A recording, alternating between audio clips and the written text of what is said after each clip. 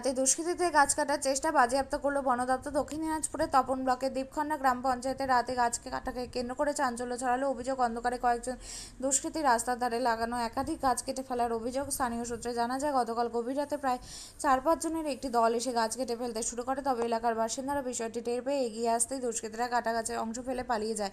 ঘটনার পর বন দপ্তরে খবর দেওয়া হলে এদিন সকালে ফরেস্ট রেঞ্জ অফিসার ঘটনাস্থলে আসেন। তিনি কাটা গাছগুলিকে বাজেয়াপ্ত করে নিয়ে যান বালুরঘাট ফরেস্ট অফিসে। ঘটনায় রাজনৈতিক রঙও দেখা দিয়েছে। স্থানীয় বিজেপি নেতৃত্বের দাবি, কিছু দুষ্কৃতী পরিকল্পিতভাবে এই ধরনের গাছ কাটার চেষ্টা চালিয়েছিল। তবে গ্রামবাসীদের সতর্কতার জেরেই শেষ পর্যন্ত গাছগুলি রক্ষা পেয়েছে। এখানে কি হয়েছে? এখানে সকালবেলা গাছ কাটতে আসছে, আসছে মানু আর কয়েকটা লেবার নিয়ে আসছে গাছ কাটতে। এবার আমরা জিজ্ঞাসা করলাম যে এখানে কোন গাছ কাটছো, বলছে রাস্তার সমস্যা হচ্ছে যার জন্য গাছগুলো কাটা হচ্ছে। এবার গাছ কাটা হচ্ছে কি, কেন গাছ কাটছে, গাছগুলো কি বিক্রি হয়ে গেছে? বলছে না, বিক্রি হয়নি, এগুলো পঞ্চায়েতে যাই জমা হবে। কে কাটতে বললো? বলছে প্রধান, এরকম বললো। এবার ইতিমধ্যে গ্রামে তো জানাজানি হলো, কারো কথা শুনলো না, ওরা গাছ কাটা শুরু করে দিয়েছে। ইতিমধ্যে এনজার আসে গাছ কাটা বন্ধ করে দিল, কিছু গাছ নিয়ে চলে গেছে। এবার মেশিন টেশিন তুলে নিয়ে গেল, নিয়ে যাওয়ার পর এই অবধি আছে। এই হচ্ছে বিষয়টা। গ্রামের নামটা কি? আমাদের গ্রামের নাম সাকর সংখ্যক, অঞ্চল 5 নম্বর দীপখন্ডা।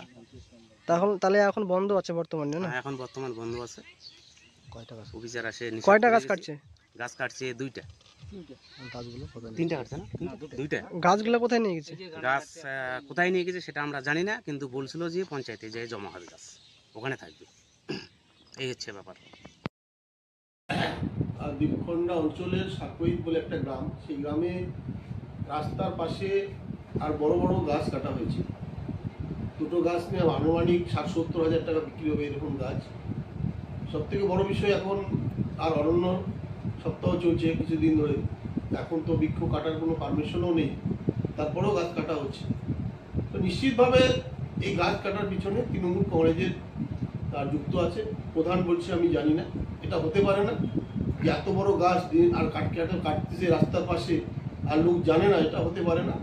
নিশ্চিতভাবে এটা পুরোপুরিভাবে গাছটাকে কেটে চুরি করে বিক্রি করার বিষয় ছিল। তখন গ্রামবাসীরা ধরে ফেলেছে, তখন তারা বিভিন্ন অজুহাত দিচ্ছে। তো আমরা বলবো এই গাছ কাটার সঙ্গে যারা যুক্ত আছে তাদেরকে খুঁজে বের করে তাদের দৃষ্টান্ত শাস্তি দেওয়ার ব্যবস্থা করতে হবে। থ্যাংক। আপনার নাম? বাপিস সরকার, দক্ষিণ দিনাজপুর জেলা সাধারণ সম্পাদক বিজেপি।